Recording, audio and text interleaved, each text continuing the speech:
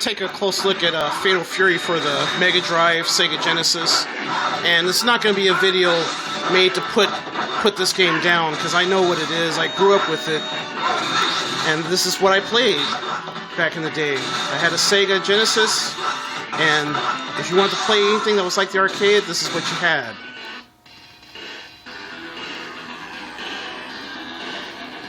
And I just kind of wanted to show this just to show some of you guys that weren't in the arcades back in the day, or some of the younger cats, what it was like. Look at the difference between what you'd have in the arcade, and this is the Neo Geo, and what you'd have on your home system, like the Sega Mega Drive or the Super Nintendo. And I love this version of this game. This I have the Japanese copy.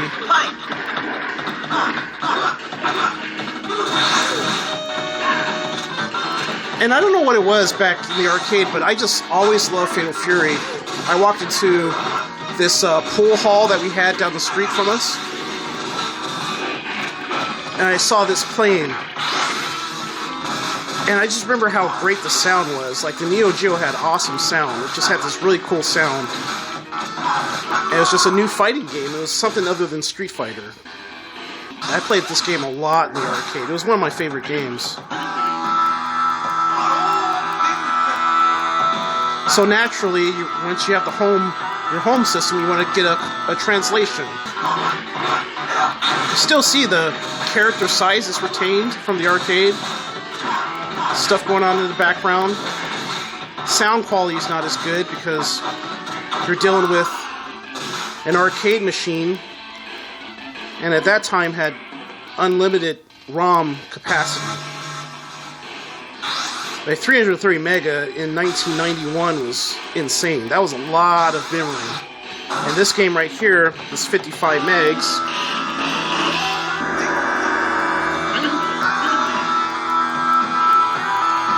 So you can see the differences.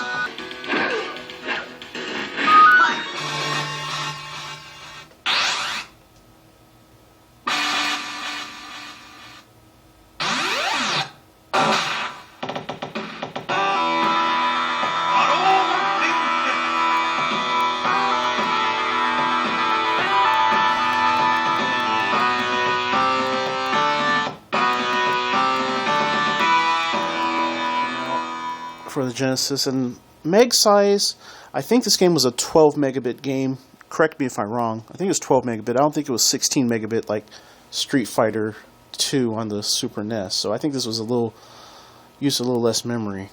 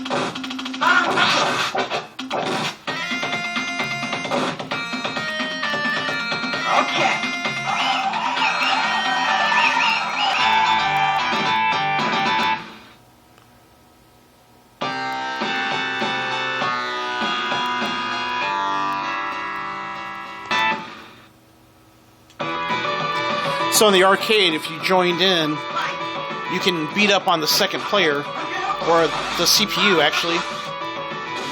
And then once you're fighting the CPU and you beat the CPU, then it was a standoff match between you and your human opponent, like this. So they kind of threw this in there, kind of give the game a little bit more life with the limited memory. So.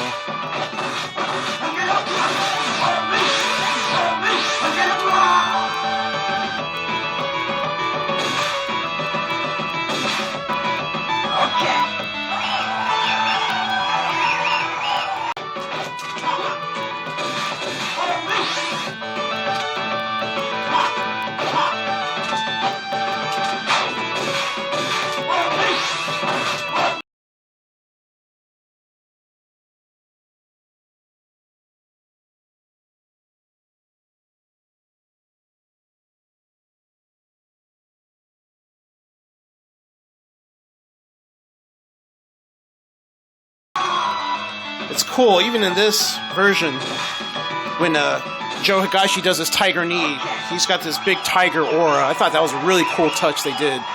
Not even the arcade has that, so that was cool.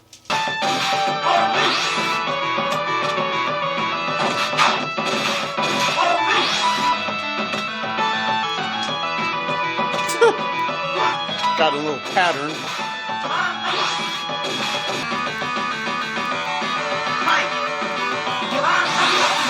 Well, on the Michael Max, totally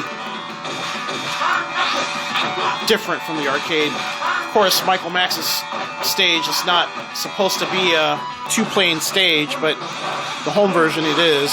It's weird. Anyone who's familiar with the Neo Geo version knows that.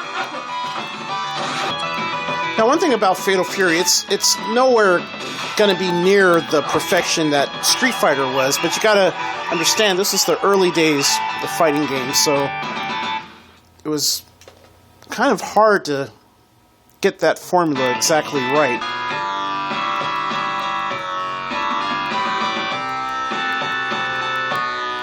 Raiden. Tell. Time to fight Raiden.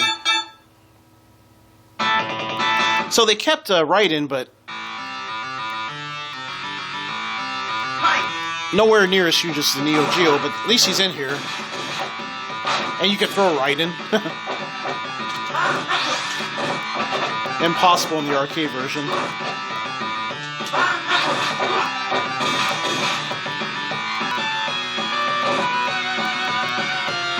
Okay.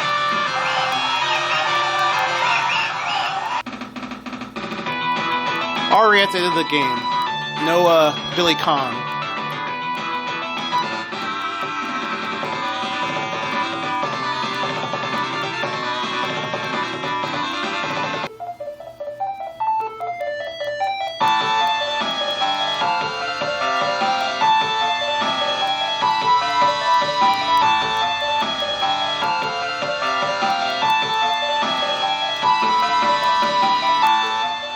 That's pretty faithful rendition of the original version of the music.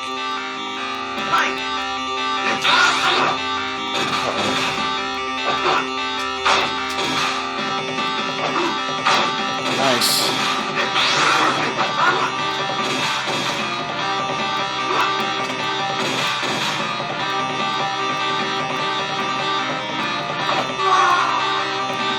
Of course, Geese ain't gonna be nice to me.